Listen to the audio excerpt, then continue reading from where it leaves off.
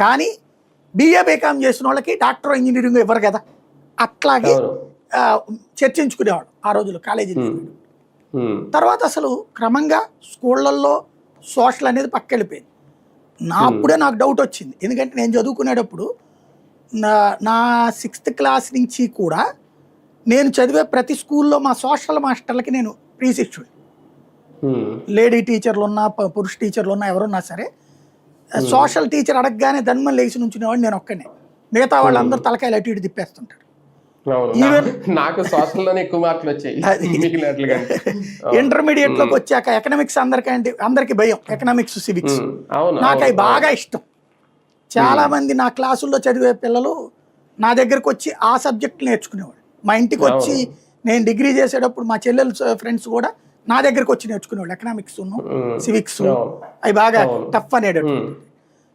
మనకేమో చాలా సులభంగా అనిపించేది. అట్లాగా ఆ రోజుల్లో ఆప్షన్స్ ఉన్నాయి. ఇప్పుడు అసలు ఆప్షన్ లేదు. నువ్వు 10th అవ్వగానే ఇంజనీరా డాక్టరా. ఇది ఎందువల్ల వచ్చింది? మనకి ప్రభుత్వ విద్యా సంస్థల మీద అపనమ్మకాన్ని సృష్టించాయి ప్రభుత్వాలు. ప్రభుత్వ లెక్చరర్లను అందరు ఎదురుకుండా ఆకస్మిక తనిఖీల పేరుతో తిట్టకుండా తిడతా వాళ్ళందరూ అసమర్థుల్లాగా మనకి చిత్రీకరించారు.